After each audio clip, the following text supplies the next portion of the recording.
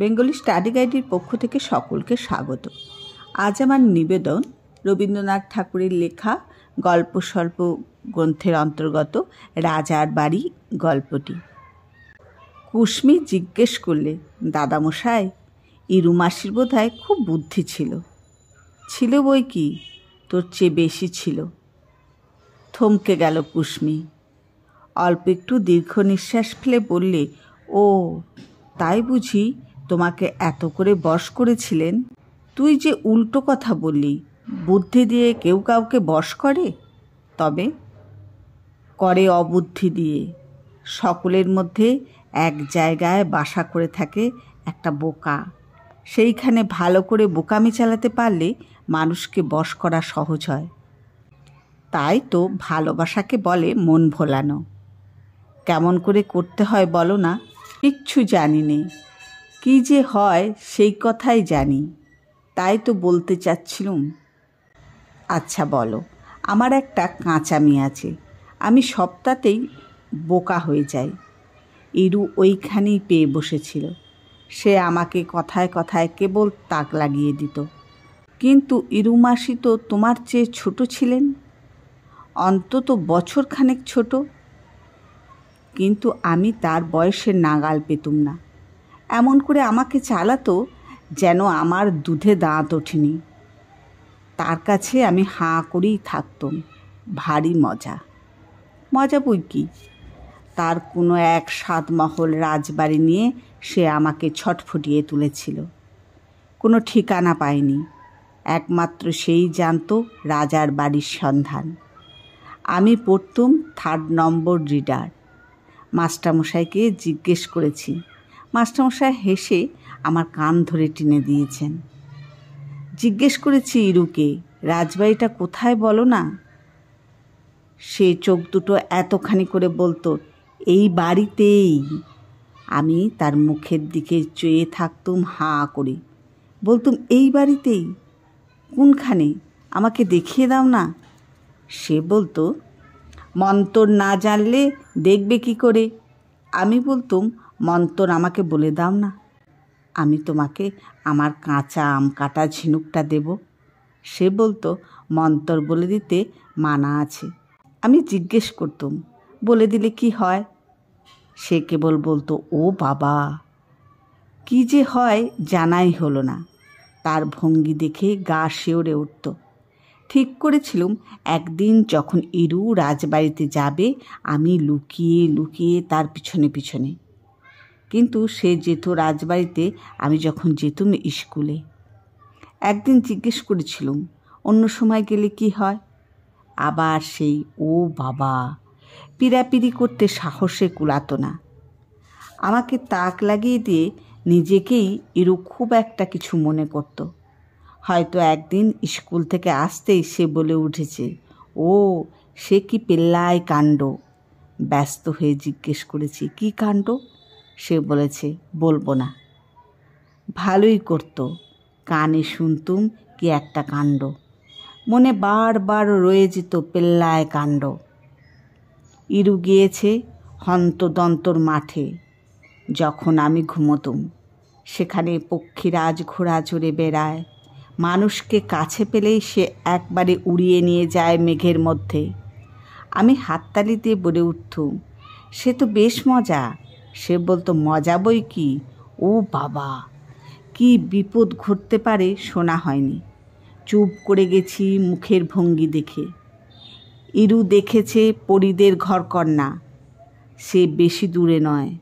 আমাদের পুকুরের পূব পাড়িতে যে চিনে বট আছে, তারই মোটা মোটা শিখরগুলোর অন্ধকারের ফাঁকে ফাঁকে তাদের ফুল তুলতে দিয়ে সে বশ করেছিল। তারা ফুলের মধু ছাড়া আর কিছু খায় না। ইরু পরিবারে যাবার একমাত্র সময় ছিল দক্ষিণের বারান্দায়, যখন নীলকমল মাস্টারমশাইয়ের কাছে আমাদের পড়া করতে বসতে হতো। ইরুকে জিজ্ঞেস করতুম, অন্য সময় গেলে কি হয়? ইরু বলতো, পরীরা পূজাপতি হয়ে উড়ে যায়। আরও অনেক কিছু ছিল তার অবাক করা ঝুলিতে। কিন্তু সবচেয়ে চমক লাগতো সেই না দেখা রাজবাড়িটা। সে যে একবারে আমাদের বাড়িতেই, হয়তো আমার শোবার ঘরের পাশেই, কিন্তু মন্তর জানি নে যে ছুটির দিনে দুপুরবেলায় ইরুর সঙ্গে গেছি আমতলায়, কাঁচা আম পেড়ে দিয়েছি তাকে আমার বহুমূল্য ঘষা ঝিনুক। সে খোসা ছাড়িয়ে স্বল্প শাক দিয়ে বসে বসে খেয়েছে কাঁচা আম, কিন্তু মন্তরের কথা পারলেই বলে উঠেছে ও বাবা। তারপরে মন্তর গেল কোথায়? ইরু গেল শ্বশুর বাড়িতে। আমারও রাজবাড়ির খোঁজ করবার বয়স গেল পেরিয়ে। ওই বাড়িটা রয়ে গেল গড় ঠিকানা। দূরের রাজবাড়ি অনেক দেখেছি, কিন্তু ঘরের কাছে রাজবাড়ি, ও বাবা। গল্প স্বল্প গ্রন্থে রাজবাড়ি গল্পের শেষে একটি কবিতা আছে। কবিতাটি হলো, খেলনা খোকার হারিয়ে গেছে মুখটা শুকনো, মা বলে দেখ ওই আকাশে আছে লুকোনো। খোকা শুধোয় ঘর থেকে গেল কি করে? মা বলে যে ওই তো মেঘের থলিটা ভরে নিয়ে গেছে ইন্দ্রলোকের শাসন ছেঁড়া ছেলে। খোকা বলে কখন এলো, কখন খবর পেলে? মা বলে ওরা এলো যখন সবাই মিলে চৌধুরীদের আমবাগানে লুকিয়ে গিয়েছিলি। যখন ওদের ফলগুলো সব করলি বেবাক নষ্ট, মেঘলা দিনে আলো তখন ছিল না কষ্ট।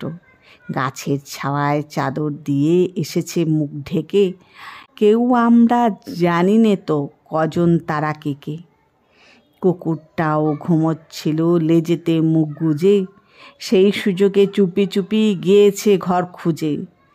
আমরা ভাবি বাতাস বুঝি লাগলো বাঁশের ডালে, কাঠবিড়ালি ছুটছে বুঝি আটচালাটার চালে।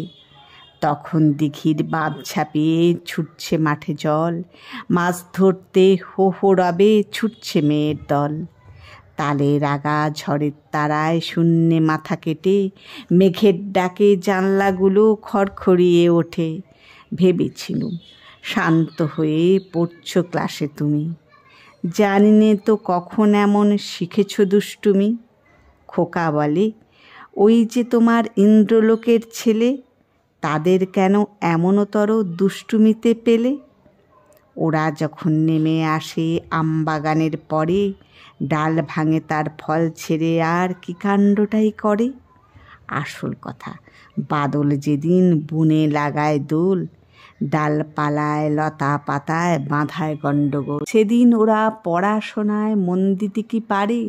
সেদিন ছুটির মাতন লাগায় অজয় নদীর ধারে। তারপরে সব শান্ত হলে ফিরে আপন দেশে, মা তাহাদের বকুনি দেয় গল্প শোনায় শেষে। রবীন্দ্রনাথ ঠাকুরের লেখা রাজার বাড়ি গল্পটি পাঠ করে শোনালাম। গল্পটি কেমন লাগলো অবশ্যই কমেন্টে জানাবে। গল্পটি প্রথম থেকে শেষ পর্যন্ত শোনার জন্য সকলকে অনেক ধন্যবাদ। সবাই ভালো থাকবে, সুস্থ থাকবে। পরবর্তী আবার একটি নতুন গল্প নিয়ে তোমাদের কাছে উপস্থিত হব।